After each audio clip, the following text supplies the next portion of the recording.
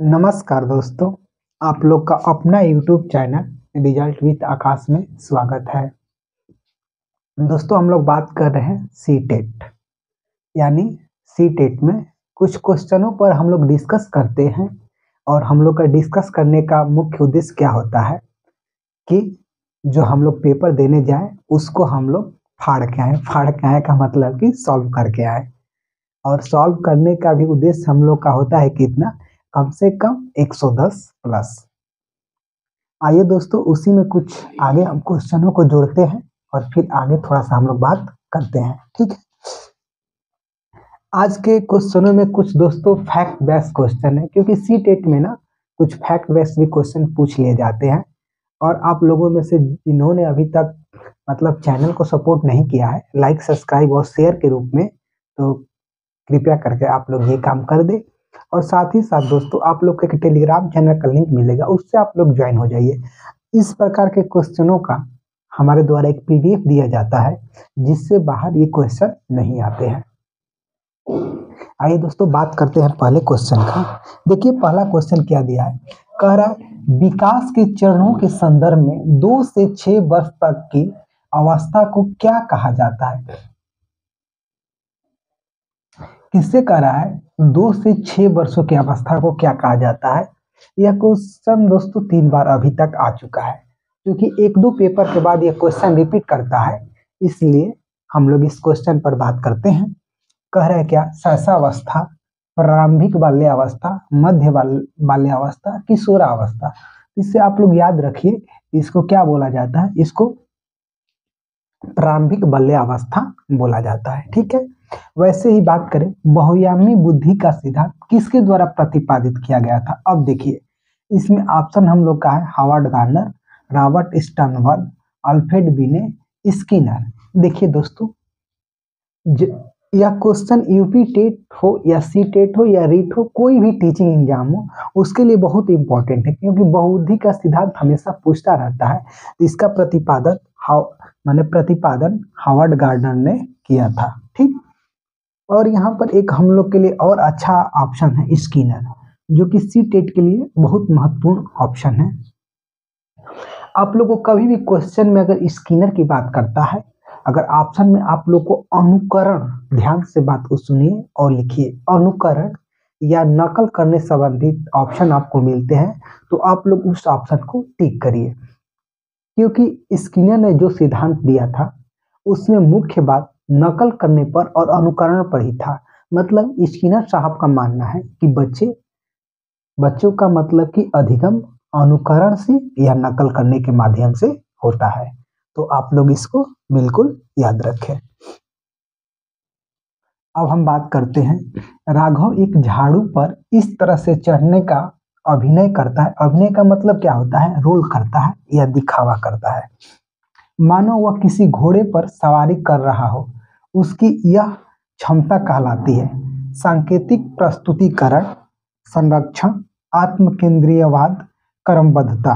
अब देखिए क्या कह रहा है, राघव एक झाड़ू पर इस तरह चढ़ने का अभिनय करता है मानो वह किसी घोड़े पर सवारी कर रहा हो, उसकी यह क्षमता कहलाती है सांकेतिक प्रस्तुतिकरण, संरक्षण, आत्म केंद्रीयवाद, क्रमबद्धता। अब देखिए दोस्तों आप लोग बहुत बार एक चीज को देखते होंगे कि जैसे छोटे बालक को कोई मान लीजिए आप जीप या कार दे दिए, तो वो क्या कहता है कि हट जाइए पापा, हट जाइए मम्मा, हट जाइए चाचा, क्या आ रहे हैं, हमारी गाड़ी आ रही है, आपको ठोक मतलब आप में लड़ जाएगी, आप घायल हो जाएंगे, हमारी गाड़ी पलट जाएगी। ऐसे सब अवधारणाएं आपको सुनने को या देखने को मिलती होगी। मतलब कि दैनिक जीवन में ये सब चीजें आपको देखने को मिलती होगी। इसका मतलब क्या है कि वह सांकेतिक प्रस्तुतिकरण क्या कर रहा है, वह सांकेतिक प्रस्तुतिकरण कर रहा है कि जो गाड़ी आप उसे दिए हैं उसी से आपको हटा रहा है। कह रहा है कि आप हट जाइए, नहीं तो आप में लड़ जाएगी, या तो मेरी गाड़ी पलट जाएगी, मेरी गाड़ी टूट जाएगी, या आपको घाव लग जाएगा। तो वो क्या कर रहा है, वो सांकेतिक प्रस्तुतिकरण है। मतलब कि अपने छोटे से उस खिलौने को एक बड़े गाड़ी के रूप में संकेत कर रहा है, ठीक है। आइए फिर हम आगे बात करते हैं। उसके बाद ये क्या कर रहा है, बच्चों के संदर्भ में विकास के अंतर्गत आता है। ये पूछ रहा है कि बच्चों का विकास होता है, उसका मतलब क्या है? कह रहा है केवल गुणात्मक परिवर्तन, केवल मात्रात्मक परिवर्तन, गुणात्मक एवं मात्रात्मक परिवर्तन दोनों, न गुणात्मक न मात्रात्मक। अब बात को समझिए, हमको यहाँ पर दो वर्ड सीखने को मिलेगा, एक गुणात्मक एक मात्रात्मक। तो देखिए बच्चों के विकास में गुणात्मक और मात्रात्मक दोनों परिवर्तन का योगदान होता है, तो हम लोग का ऑप्शन नंबर सी उत्तर हो जाएगा। अब देखिए मात्रात्मक क्या है, देखिए उसके अगर अंग में विकास होता है, मतलब होता है जैसे हाथ में विकास, पैर में विकास, मतलब किसी भी अंग में विकास होता है तो वो मात्रात्मक के अंतर्गत आता है। और गुणात्मक मतलब उसके संवेग से जितने विकास होते हैं, गुण के विकास हुआ या उसको माने जैसे दुख सुख, ये सब अनुभव जितने होते हैं वो किस में आता है? तो गुणात्मक परिवर्तन में। तब बच्चों का विकास किस मतलब कि किसमें? मात्रात्मक और गुणात्मक दोनों परिवर्तन का बराबर योगदान होता है। ठीक है दोस्तों, तो हम लोग का ऑप्शन नंबर सी सही हो जाएगा। यह दोस्तों एक बहुत ही इंपॉर्टेंट क्वेश्चन है, इसे हर आप एक दो पेपर के बाद रिपीट होते देखेंगे। तो मेरा मानना यह है कि आप इस प्रकार के क्वेश्चनों को बिल्कुल रटना कहना उचित नहीं है, क्योंकि हम लोग खुद सीडीपी पढ़ रहे हैं और रटना हमारे लिए विरोध है। तो ऐसे क्वेश्चन को बिल्कुल आप अपने दिमाग में बैठा कर जाइए कि अगर यहाँ से क्वेश्चन मतलब ये क्वेश्चन आता है तो मैं गलत नहीं करके आऊंगा। देखिए दोस्तों, मैं 110 प्लस लाने के लिए एक और चीज आप लोगों को बताता हूँ। जहां से फिक्स क्वेश्चन है आप वहां से गलती ना करें, आपको कोई नहीं रोकेगा। अगर फिक्स क्वेश्चन को आप गलती करते हैं तो आपको सब कोई रोकेगा। सब कोई रोकने का मतलब क्या है दोस्तों? कि जितने भी कैंडिडेट होंगे वो आपको लीड दे देंगे। क्यों? क्योंकि देखिए अगर ये एक प्रीवियस ईयर का क्वेश्चन है, आप यदि इसे गलत करके आते हैं तो आपने क्या किया? आप बहुत से लोगों के पीछे रह जाएंगे। क्योंकि प्रीवियस ईयर गलती करने का मतलब क्या होता है?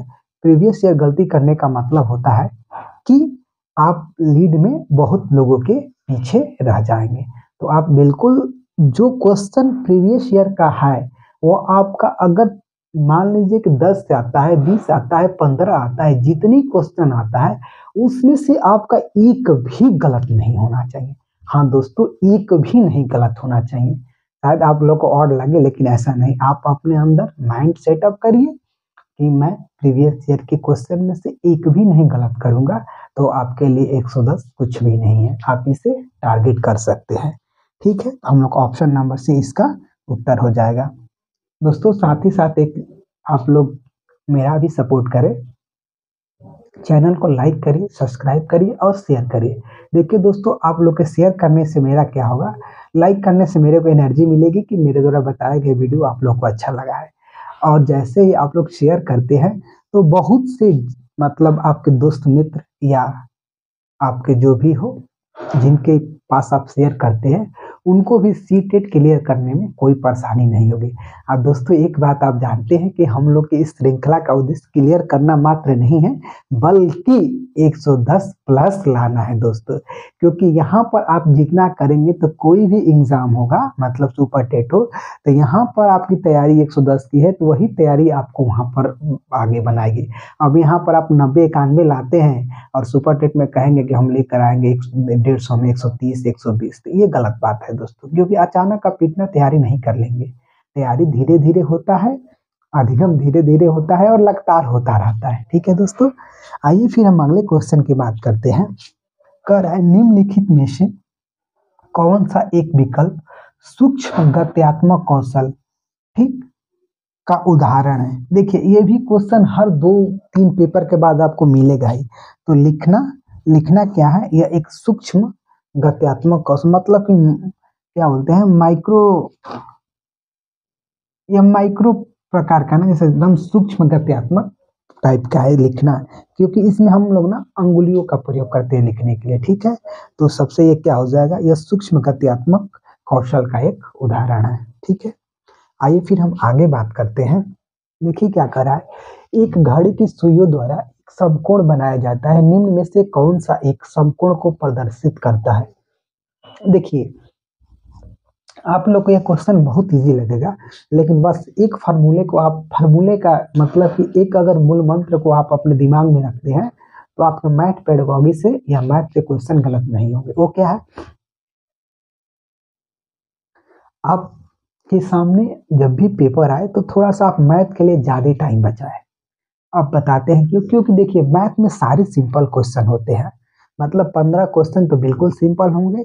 बस आपको थोड़ा सा उसको पढ़ना है, कहीं लसन निकालने का कहेगा, कहीं मशन निकालने का कहेगा, कहीं प्राकृतिक संख्याओं से क्वेश्चन होगा,